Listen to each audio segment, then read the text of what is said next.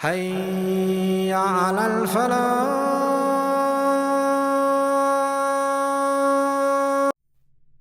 The devil can't see us succeed. And so he tells Allah, give me time and I'll prove my case. But then what he said, it's so loaded that it's not going to be done in one khutbah. His strategy it's not even a secret. He didn't even hide what he's going to do and how he's going to do it. He actually laid it all out. And Allah laid it all out for us because part of guidance, part of knowing the road is knowing the dangers on the road. So know your enemy, right? So you can't Allah didn't just give us directions. Here's how you get to heaven. Well, here are all the obstacles on your way to heaven. Here's all the obstacles that will keep you from succeeding. And here's your enemy waiting for you. So he says to Allah, قَالَ فَبِمَا أَغْوَيْتَنِي. And it is only because you made me turn the wrong way. This is what he says to Allah. It is only because you made me turn the wrong way. Who does he blame? Allah. This was your scheme. This was your plan. You knew it would bother me that Adam is made from dirt and you messed, because you're all-knowing, you messed with me anyway and you made me sin. It's your fault, not my fault. You got me into this. You did this to me. You just don't like me. You have it out against me. You're the one who cursed me. You're the one who doesn't want me to be forgiven. And because you did this to me, I'm going to do this to these human beings that you love so much. So the first part of that is blaming Allah. And because in his response, you could see, first he refused to do sajda. That was a distance away from Allah. Then he took another step and he said, well, I'm better. Another step away from Allah. That's an act of arrogance. But now he's taken a huge step away from Allah. When he says, no, not only am I not wrong, you're the one who's wrong. You're the one who did wrong to me. Now he's blaming Allah. He's taking even another step. Guess what he's going to do with humanity? He's going to come to each one of us, and first he's going to make us disobey Allah. And then we all disobey Allah at some point. We're not perfect. We're going to make mistakes. But that's one thing. But then then maybe one time you make a mistake, you feel bad, you ask Allah to forgive, you repent, you cry, you feel guilt inside you. That just makes you human, and that makes you like Adam alayhi salam. But he comes and makes you sin again, and convinces you to sin again, And the next time, he adds another worse step that takes you, it's way worse than the sin. Sin is bad, but something way worse is when you start justifying it. It's way worse. When you start giving a logical explanation for why you sinned. Well, I was under a lot of pressure, or I did this, or I had this reason or that reason. You don't understand what I was going through. I was really upset at the time. I have my reasons. When you start doing that, you're being like the devil. He's taking another step away. Taba'ada, shatana. Another step away from Allah. But the worst of it all is someone keeps going down a road of sin, and then when you say, why are you going down this road? You say, Allah wants it this way. If Allah wanted, I would have been a better person. I don't even know why He hates me so much. God just doesn't like me. What has He done for me? And you find people that have now drowned themselves in sin, now speaking about Allah in that way, exactly the step-by-step procedure Shaitan took to take another step, before he's an infinite number of miles away from Allah. This is taba'ada. And all of this out of his rage. Fueled by the fuel of this vehicle is his rage. So he will want that for humanity. And so he says now to Allah, you're the reason. You're the cause.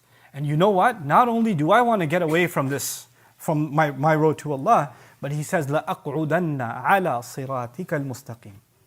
He promises to Allah, أَقْعُدَنَّ لَهُمْ صِرَاطَكَ الْمُسْتَقِيمِ. I promise to you, and I swear to you, and I swear to you, and I swear to you. This is called lam al-tawqid and nun thaqila in grammar. What that means is, it's really hard to translate in English.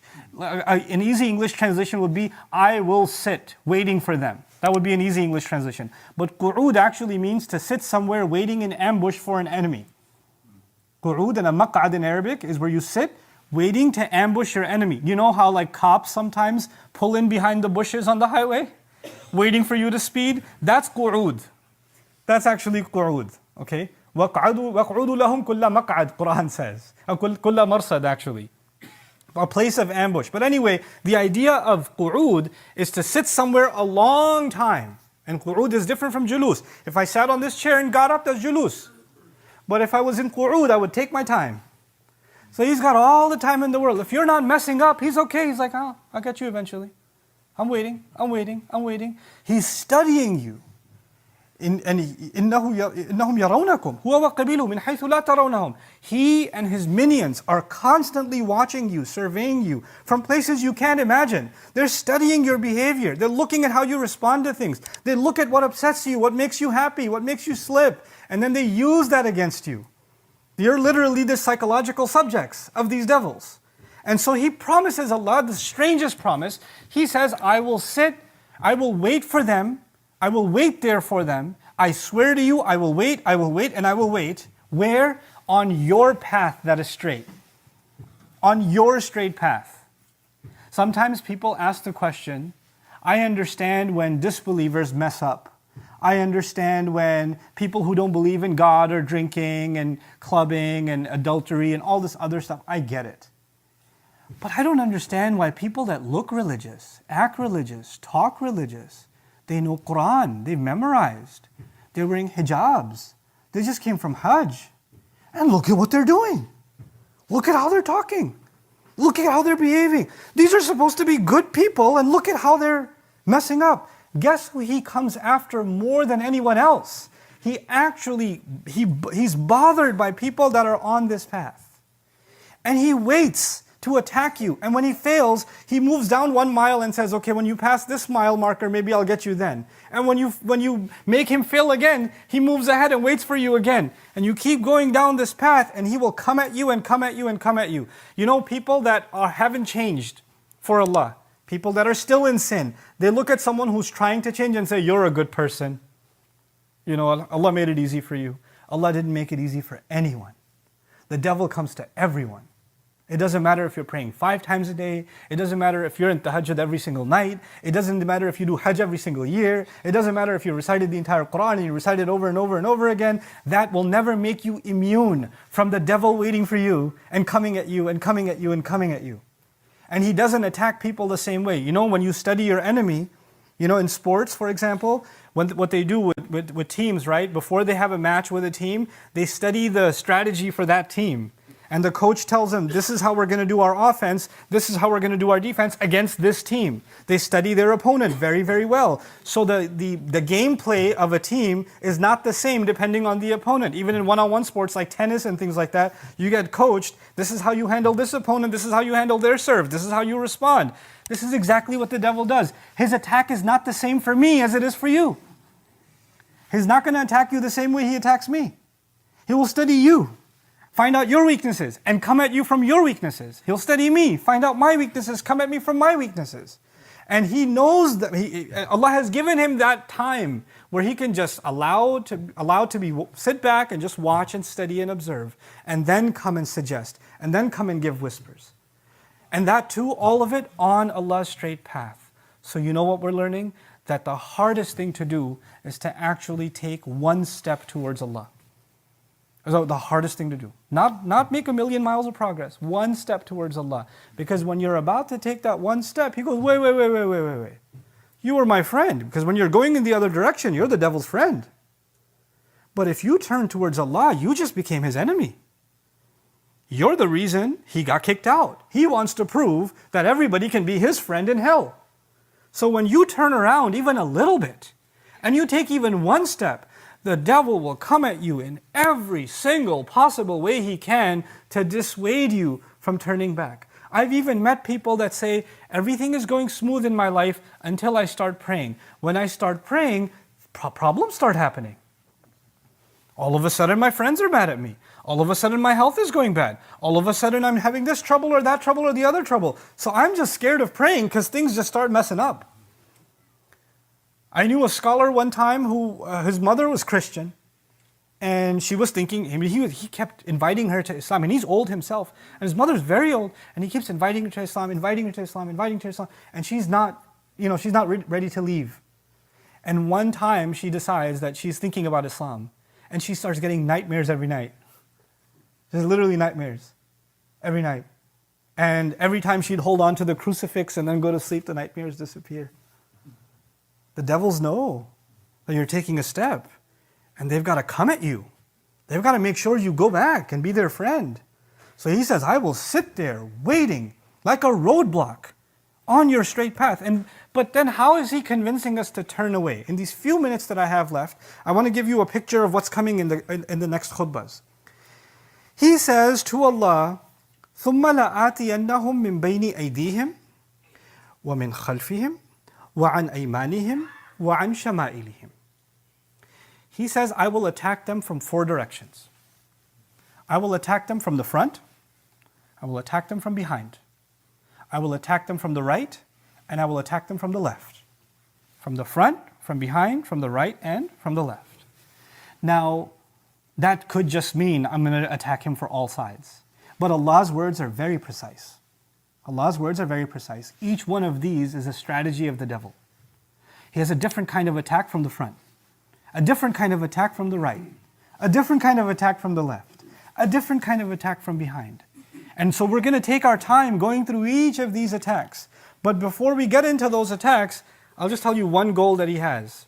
Each of these attacks, how does he know that his attacks are successful? That's the goal. At least today, that's what I want to inform you of. How will he know that his attack has succeeded? وَلَا تَجِدُ أَكْثَرَهُمْ شَاكِرِينَ. You will not find that most of them are grateful.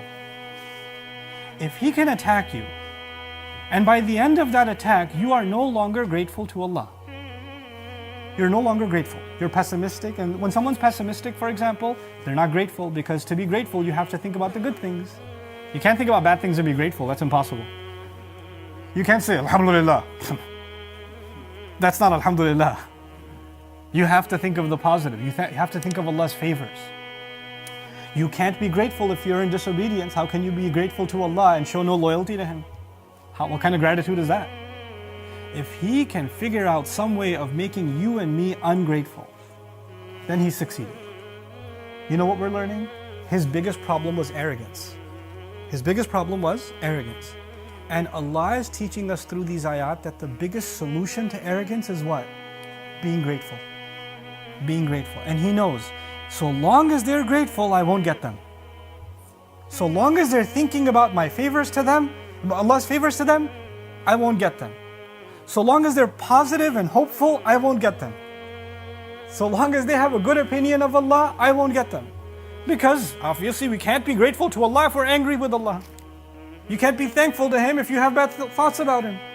So if I can just get rid of their gratitude, I've succeeded. And He will try to get rid of it from the front, from the right, from the left, and from the back. And these are the attacks that inshallah ta'ala we're going to try to explore in some detail. What does it mean that the devil is coming at you from the front? What does it mean that he's coming at you from behind? What does it mean that he's coming at you from the right and from the left? And inshallah ta'ala, as we study that, you have to ask yourself, maybe for you, the attack from the front is your problem. Maybe for your friend, the attack from the left is the problem. Maybe for another friend, the attack from behind is the problem. He won't get all of us the same way. He'll see, oh, this one didn't work, I'm going to try this side. Oh, that didn't work, I'm going to try the other side. Oh, that didn't work, this one got him. Okay, I'll stick with this one. I'll keep hammering him this way. You understand? This is why we have to study how is it that shaitan is going to ruin our journey along the straight path. May Allah Azza wa Jal keep us firm and committed to the straight path. Understand something now when you recite the Fatiha as I leave you. When you recite the Fatiha and you and I say, صِرَاطَ الَّذِينَ أَنْعَمْتَ عَلَيْهِمْ, the path of those you made ease for. One of the meanings of in'am is to make things easy. Taysir. In'am is also taysir. Nu'uma means softness. Allah is the only one. You know, they translate the path of those you blessed. Blessing is, ni'mah is part of the meaning. Nu'uma is also part of the meaning. Actually, the path of those, only you could have made the path easy for them. Because without you, the devil will make sure the path is hard, is impossible.